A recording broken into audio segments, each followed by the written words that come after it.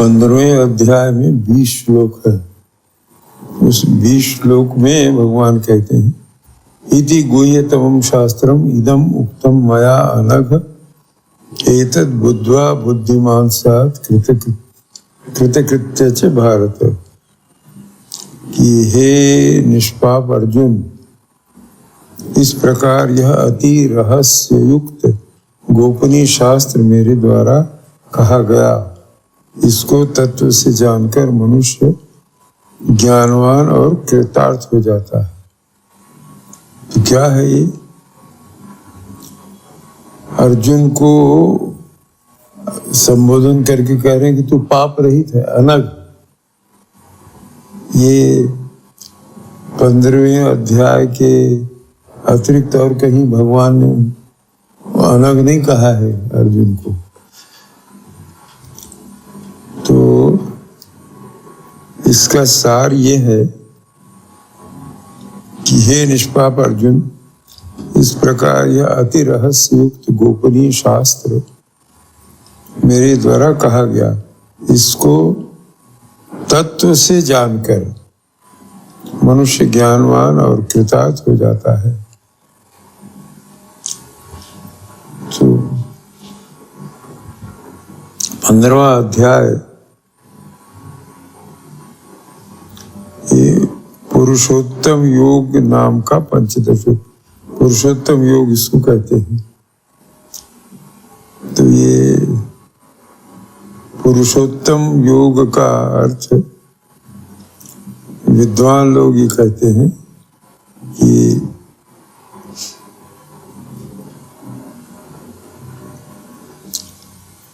पुरुषों में जो सचमुच में साधक है वही उत्तम पुरुष कहा जाता है। पुरुषोत्तम योगी योगो।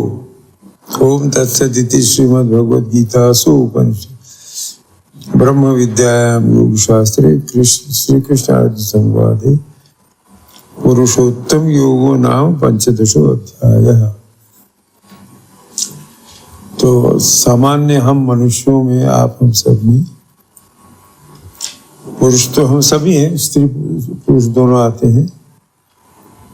तो ये पुरुषोत्तम योग मनुष्य के लिए जो योग बताया गया, अर्थात मनुष्य जीवन का उद्देश्य क्या है?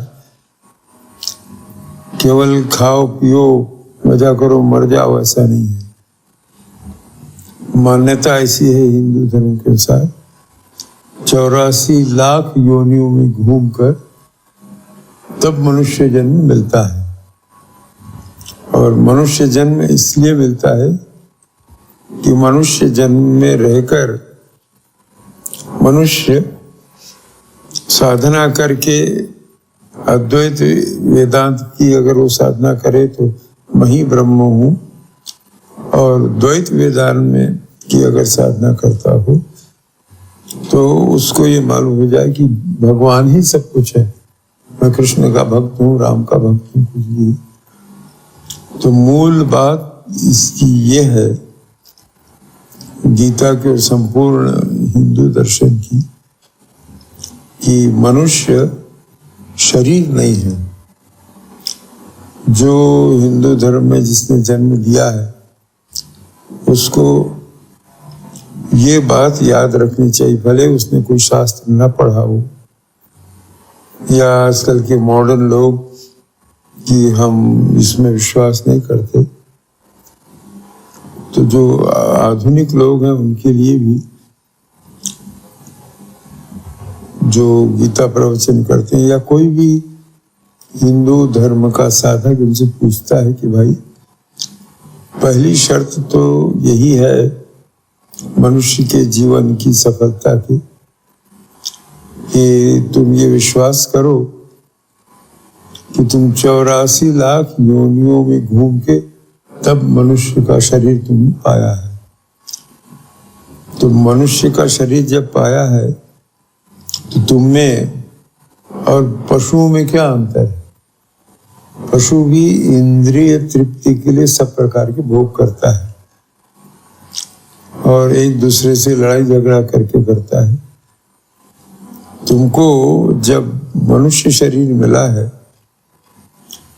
तो मनुष्य की एक विशेषता ये है कि मनुष्य में विवेक है, और जितने दूसरे प्राणी हैं, 84 लाख योनियों में जितने प्राणी हैं, उनमें बुद्धि तो है पर विवेक नहीं है। गाय कभी मांस नहीं खाएगी, कुत्ता मांस भी खा लेता है, भात भी खा लेता है। तो मनुष्य की मनुष्यता विवेक से है। विवेक द्वारा जब उसका जीवन चालित होता है तब धीरे धीरे, चाहे गुरु कृपा से, अपने अनुभव से सोचता है कि अंग्रेजी के प्रसिद्ध सिद्धांत फिलॉसफी में something cannot come out of nothing. तो नथिंग से, शून्य से कुछ नहीं, जो कुछ भी है कहीं उसका मूल है, हम उसको जानते ना हो। तो जिसका अस्तित्व है, जिसको आज हम जानते हैं, वो किसी दूसरे अस्तित्व से आया है, जिस अस्तित्व को हम नहीं जानते हैं। तो तुम पीछे लौटते जाओ तो ये अस्तित्व कहाँ है तो पता लगेगा कि ईश्वर या ब्रह्म ही वो अस्तित्व है जो अनादि है और अनंत है।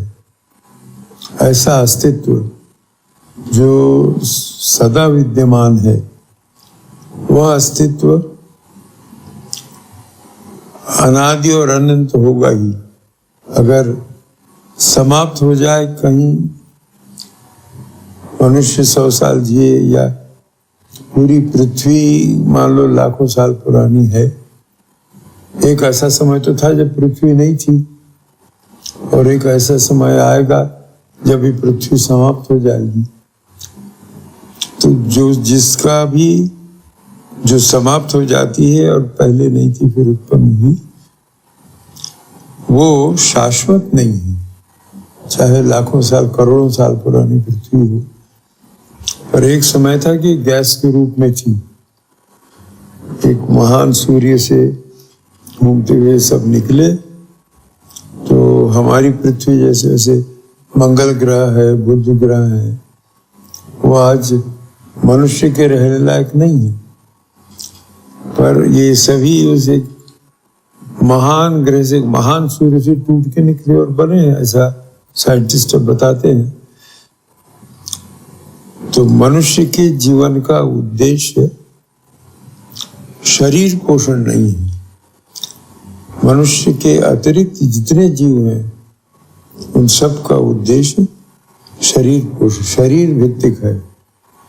शरीर की रक्षा के लिए ही वो सब कुछ करते हैं।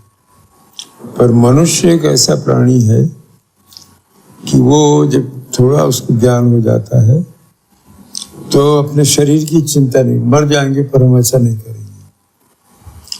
तो मृत्यु के बाद भी मेरा अस्तित्व रहेगा, ये विचार द्वारा अनुभव नहीं पर जानता है।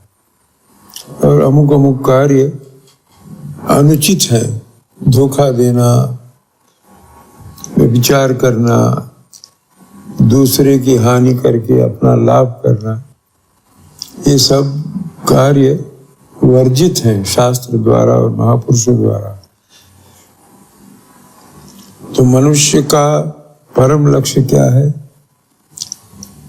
द्वैत वेदांत की दृष्टि से ईश्वर प्राप्ति, अद्वैत वेदांत की दृष्टि से आत्मानुभूति, कि मैं वही नित्य मुक्त शुद्ध बुद्ध चैतन्य आत्मा हूं, मेरे अतिरिक्त और कहीं कोई ईश्वर नहीं है। और हम सब लोग जो द्वैत में विश्वास करते हैं, भाई हमारे इष्ट यही सब कुछ है, इन्होंने ही सृष्टि की रचना की है। तो सृष्टि की जब रचना की गई तो उसका उद्देश्य होना चाहिए, क्योंकि संसार में जब हम एनालिसिस करके देखते हैं तो संसार का कोई भी कार्य लक्ष्यहीन नहीं है। प्रकृति भी जो करती है उसका कहीं न कहीं कोई लक्ष्य है। तो हम लोग ये विश्वास करते हैं, हिंदू लोग, कि ईश्वर ने सृष्टि की रचना की और सृष्टि की रचना करके फिर उसने देखा कि इसमें सर्वश्रेष्ठ क्या है। तो एक मत तो ये है कि सबसे पहले मनुष्य में दूसरा लक्ष्य ये कहते हैं कि सब कुछ बनाने के बाद ईश्वर को या सृष्टिकर्ता को ऐसा लगा कुछ ऐसी चीज बनाऊं जो सृष्टि को समझने की कोशिश करे, तो मनुष्य का निर्माण हुआ।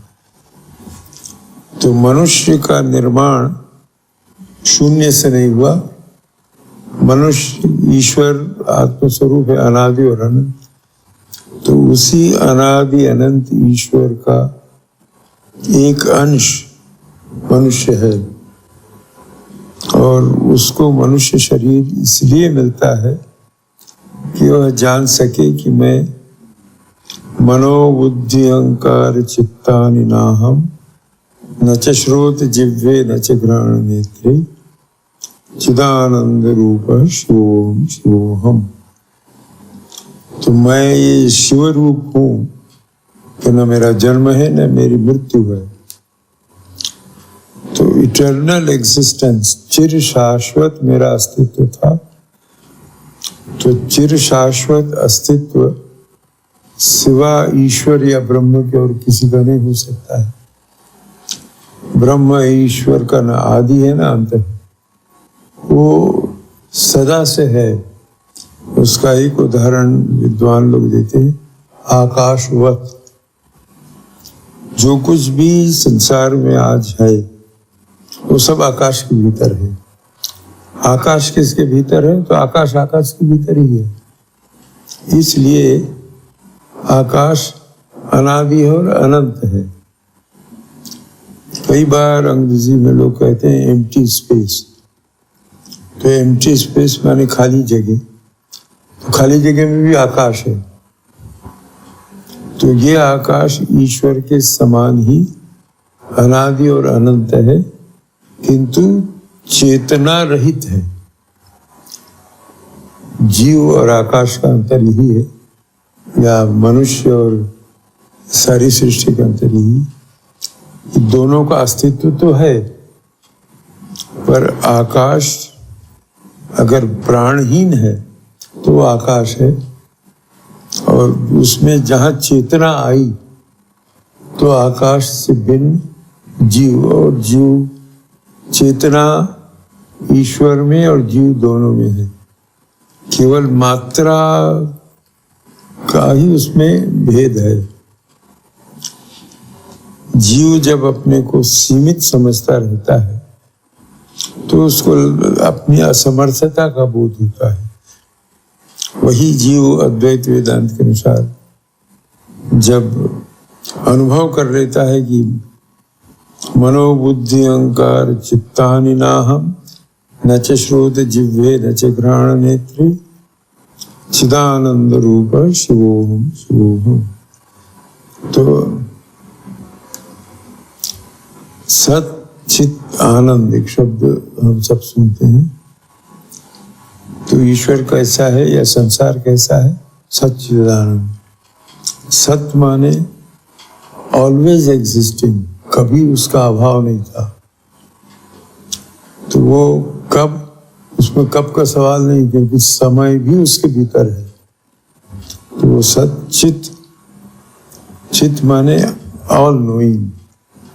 चित्त में कोई भी ऐसी वस्तु विश्व ब्रह्मांड में नहीं है जो उसको ज्ञात न हो। और जब वो सब सर्वज्ञाता हो जाए तब उसको आनंद मिलता है। अभी हमको सुख मिलता है, आनंद नहीं।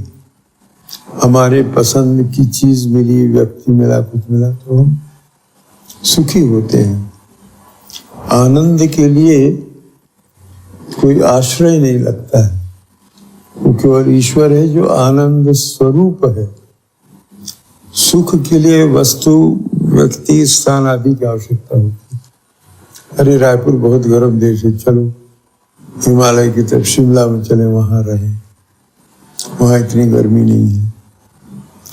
तो जब इस प्रकार के सुख दुख की अनुभूति के लिए किसी दूसरे व्यक्ति वस्तु आदि की आवश्यकता न हो, उसका स्वरूप ही वैसा हो, तो उसमें आचार्यगण उदाहरण देते हैं। जैसे मिश्री है, तो मिश्री मीठी होती है, चाहे वो काढ़ा के रूप में खाओ, पीस के खाओ, कुछ करो, मिठास मिश्री का मूल स्वभाव है। उसी प्रकार मनुष्य का मूल स्वभाव आनंद है, और वो आनंद किसी स्थान, वस्तु, व्यक्ति आदि पर निर्भर नहीं है। जैसे मिश्री का स्वभाव मीठा है, मीठापन है, तो मनुष्य का मूल स्वभाव आनंद स्वरूप है। इस मूल स्वभाव की अनुभूति मनुष्य को ही हो सकती है, और उसकी अनुभूति का एक माध्यम मन है। मन से मनुष्य सोच सकता है, मन से अनुभव भी करता है, पर मन से अनुभव करता है तो जहां मन समाप्त हो जाता है, और जब उसको लगता है कि अहम ब्रह्मास्मि, तब मन भी नहीं है। ये जो शाश्वत अस्तित्व है, इसी का नाम ईश्वर है। और हमारे हिंदू धर्म के सभी आचार्य कहते हैं, द्वैतवादी, अद्वैतवादी, विशिष्टाद्वैतवादी, ये शाश्वत अस्तित्व का एक अंश, उस शाश्वत अस्तित्व का अंश टुकड़े करके नहीं किया जा सकता है। ये जो शाश्वत अस्तित्व है, ये शाश्वत अस्तित्व हमारे हृदय में है, उसकी अनुभूति हृदय में होती है।